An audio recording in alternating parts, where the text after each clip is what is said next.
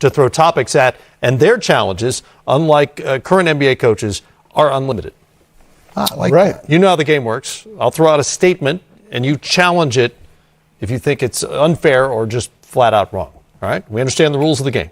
Understand. All right. I wish I had a buzzer or something for you, but you'll just have to say I challenge it. No, we got to give it the... You can do that. Yeah, we got to give it. That's right. We can do that. Everybody's doing it. Yeah. All right, number one. The Celtics have the best chance in the East to beat the Milwaukee Bucks. I'm not challenging Greeted that. with silence. Yeah, I'm not going to challenge that. I think that they do because I think Milwaukee's defense is overwhelming. Okay, you don't get anything at the rim. You can make threes and you have to make threes, but you're also going to need people against that drop defense to be able to get into the mid-range and make shots. Toronto's guys are all under league average in shooting in the mid-range, whereas Boston's got guys like Tatum, Gordon Hayward, and Kemba Walker who can all get there and shoot. I'll take Milwaukee as an overwhelming favorite, but I do think Boston has the best chance. Yeah, I think, and there's too many ifs about the other teams. You know, Philly, if they can get it together, if they can start to do better on the road, if obviously, healthy. You know, right, if they're healthy as well. So I'd have to go along with the fact that Boston right now, with what they have, and they have some toughness, starting with Marcus Smart, that'll bring that defensive energy and edge to their team. I think they have a chance. But no argument for Toronto from either of you. No, look, I think as they've been. Toronto and Boston will be a heck of a series. I'm not sure that Boston prevails in that series if Toronto is healthy. But matchup-wise, I think they've got the best chance against the Bucks. All right, the statement has gone unchallenged. And I like, you know, speaking of Toronto, Nick Nurse has shown the ability to try anything, especially defensively, you know, against other teams' stars. You know, he's the box and one, triangle and two, you know, all these different things that he's tried. And so I like the fact that he's willing to go there. So it would be intriguing if they matched up as well. All right, but still unchallenged so far. Statement number two. The Clippers can go to the finals with Paul George playing at less than an all-star level. A challenge. I'm going to challenge that. Shaw. There it is. Oh, look at the green light. There it is. We got it. Green light. Yeah. Now, I think that in order for them to go to the finals, which means that they would have to get past the Lakers if those two met in the Western Conference Finals. You would think, yeah. I would think Paul George I think he has to be an elite player on both ends of the floor. You know, he's been out for much of this season, and, you know, they have all the tools, but I still think that they need him to play at that level. They need his offensive punch, his ability to space the floor and play make as well. But defensively, to spell Kawhi in terms of, you know, guys that can just go, you can put on and shut down the other team's best player. And I think that they're going to need that from him in order for them to be able to get there. I think they've got enough weapons offensively that if he's not, you know, getting 24, 25 a game, I think they can survive. I agree with Brian. He needs to be that guy on the defensive end. That team needs to be great on the defensive end of the floor, particularly on the perimeter, because I think their one weakness is Harrell and Zubac are not great rim protectors. Right. The Lakers are great at attacking the basket, so their perimeter defense is going to have to be great. I think that's the big key for the Clippers. I think Lou Williams, Harrell, Marcus Morris, Shamet, Reggie Jackson, they can make up for the couple of points difference Paul George would have. Enough complementary players around Kawhi Leonard to close games offensively. I think so. That's fair. We have one challenge. Number three, among the 8-seed contenders in the Western Conference, the New Orleans Pelicans have the best chance to avoid a sweep, presumably to the Lakers. I can't challenge that. You know, look, I think they have the best chance. I don't think they have a big chance to avoid a sweep.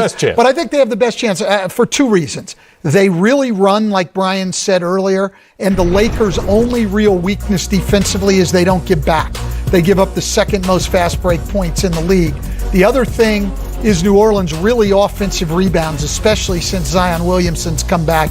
The Lakers aren't an especially good defensive rebounding team, so they've at least got some way to attack that great Laker defense. I have serious doubts, even though New Orleans defense has improved, I have serious doubts that it will hold the fort against the Lakers. So I think they would get swept, but they have a better chance, I think, than Memphis or anybody else. Improved is a low bar from where the Pelicans were defensively.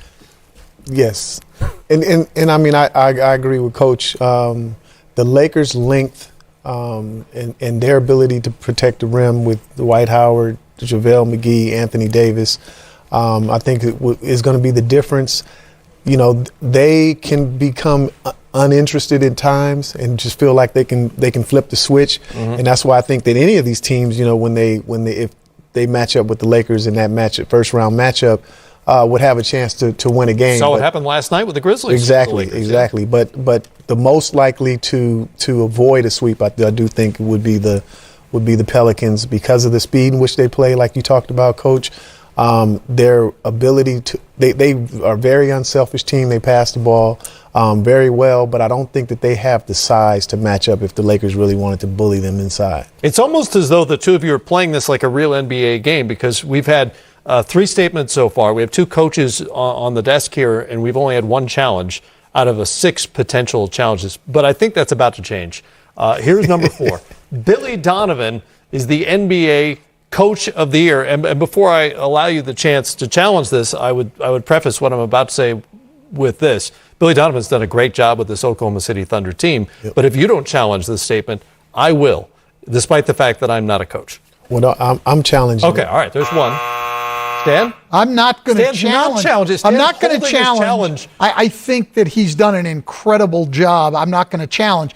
But I'm also not going to say he's definitely the winner. I think a guy like Mike Budenholzer, who took a 60-win team and is going to have a 10 or 11-game improvement, has got to be in the mix. Nick Nurse, with all the injuries in Toronto, has to be in there.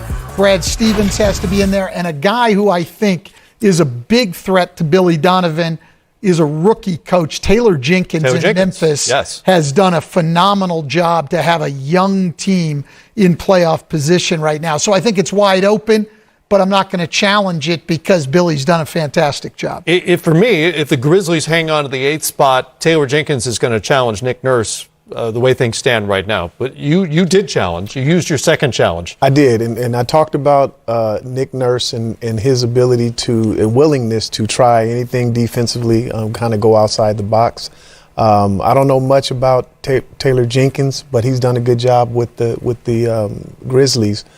But I would still say it's and Billy Donovan has done a great job because first of all, you had to sell some of the veterans that he got, Gallinari, Chris Paul, on not tanking this season, which a lot of people thought they were going to do. On playing it out, right? Playing it out and put themselves in the position that they're in right now. So, hats off to him for doing that. But I would have to say that it's Budenholzer because of what we talked about earlier, his ability to change and to evolve from what he talked about last year. We just don't play that style, to playing different styles, getting his team better defensively, and finding out different ways of winning games when teams do try to take Giannis away, which is what happened to him in the playoffs last year, and handling their business and getting this team to understand that this is how we're going to rest our star. We're going to pound you, and so he can sit down and rest the fourth quarter. And so I think Budenholzer is the Coach of the Year. Stan, you can't use your challenges on another show. I'm hanging on to them for next week. No, they're gone. No, I'm hanging on to them. No, I can't do that.